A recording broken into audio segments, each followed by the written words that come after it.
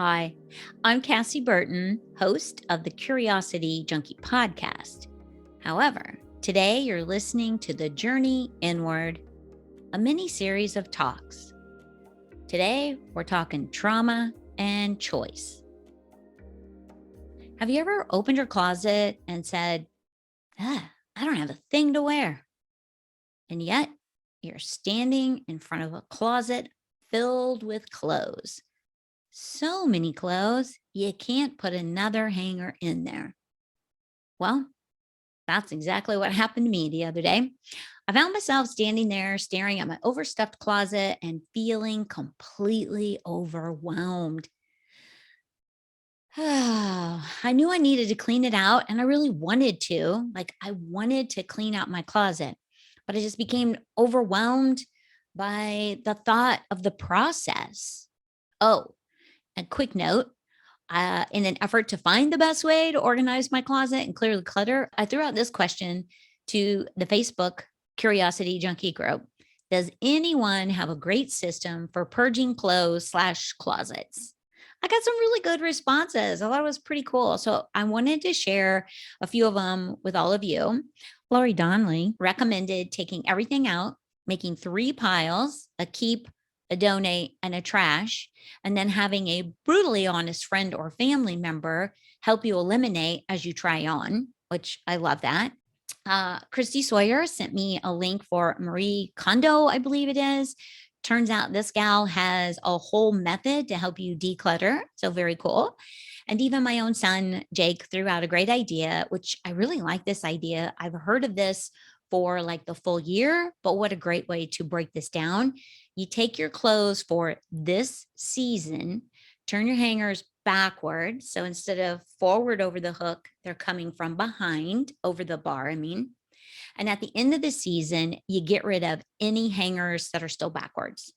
Great idea. And you could do it each season. And literally, you could do it every season to just kind of keep your closet pared down. Great idea.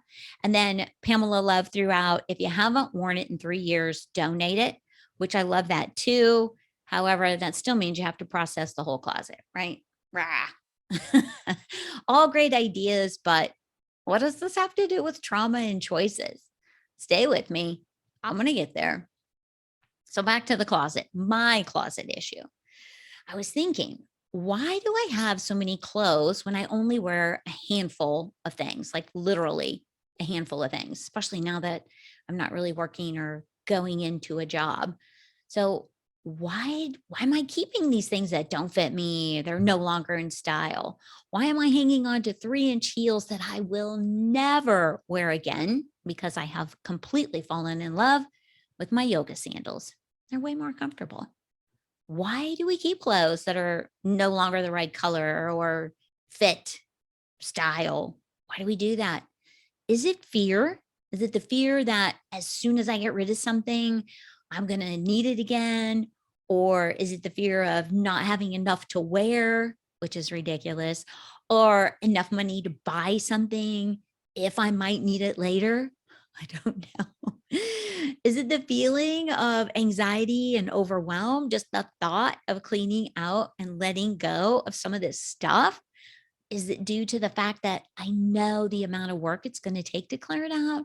Or the fact that I'm going to have to do a little research to figure out where to take it these days because of COVID and all?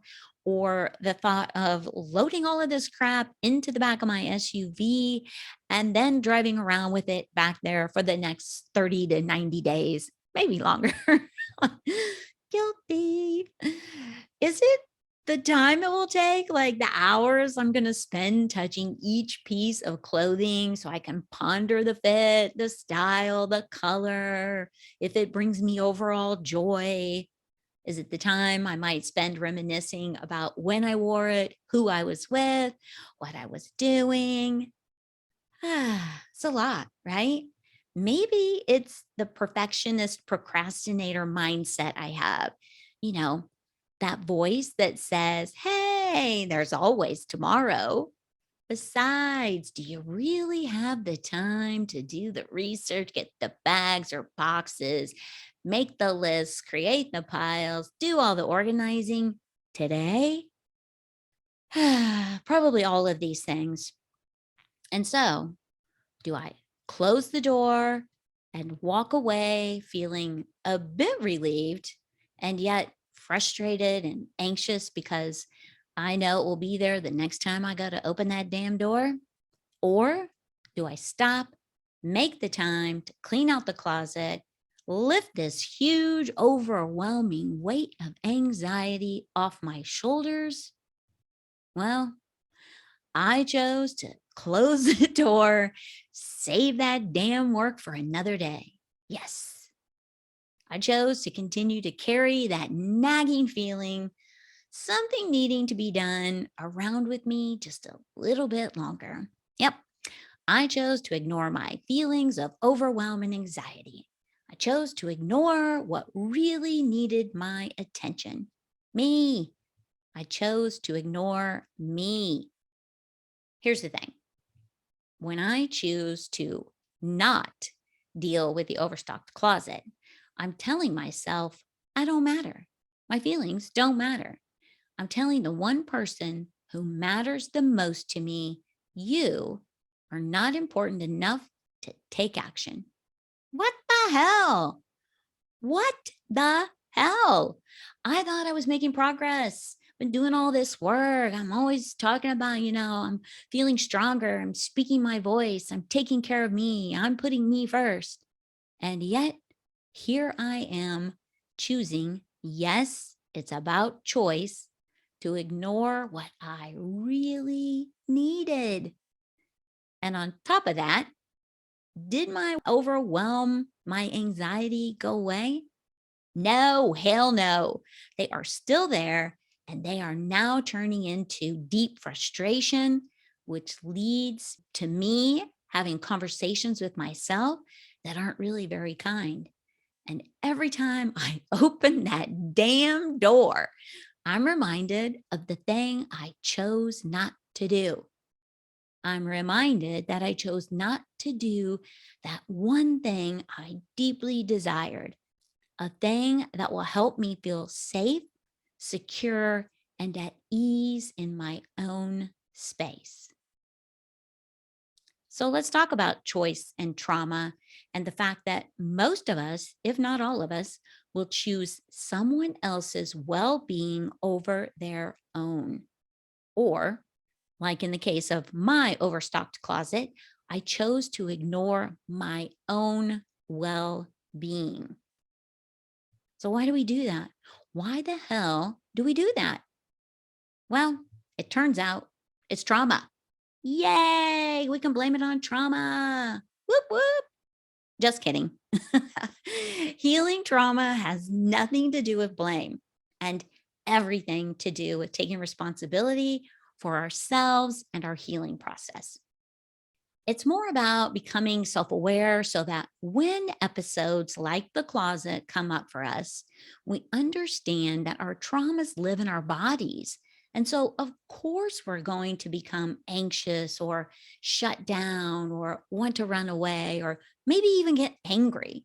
Those are all natural responses to trauma, and there is nothing wrong with any of them. That's right. And there's neuroscience to support that. They are reactions based on previous experiences, reactions that may not be serving us right now, but they're still reactions. Think of it like this: The Incredible Hulk, Bruce Banner. Bruce Banner is calm, cool, collected. And yet, when he's triggered, he becomes the Incredible Hulk. He can't stop it, it just happens. That's what this is like. So a few days ago, I took a course, certified trauma support specialist course from the Arizona Trauma Institute. I wanted to really understand trauma and its effects on the brain and the body and how that's all connected. Because during another class I was taking, the Tri Method certification course, which is trauma recovery yoga, I was introduced to a deeper understanding of trauma and the neuroscience behind it, which of course made me super curious about trauma. And now I'm obsessed. So it turns out there's a really cool study on adverse childhood experiences. Fascinating. Take the time, check it out. Some great videos on it. And then also the ACE questionnaire that gives you insights to your traumas that you may have experienced prior to your 18th birthday. It turns out when I took this little questionnaire, several of the categories were not something I would have considered traumas. So it's really fascinating to dig into this and the study. Like it's an actual study, so there's science behind it. So again, I'm just going to encourage you to check that out, take a few minutes, educate yourself a little bit, help yourself maybe understand who you are just a little bit deeper. So what I kind of have discovered is that trauma is not an event. Trauma is an experience, felt experience of the body, and it causes overwhelm. And then when the overwhelm becomes a pattern, that becomes stored in our nervous system. Da, da, da. That's why you got the Bruce Banner and the Hulk. Get triggered, boom, it comes up. Anyway, getting back to choice. Something I learned from the trauma recovery yoga course that really hit home for me was that in the moments of those trauma experiences, our choice was taken away from us. Yes, let me say that again. In the moments of our trauma experiences, our choice is taken away from us. And over time, if we are not working to heal, release, or build up some sort of trauma resiliency, these trauma experiences make it difficult for us to feel comfortable making choices.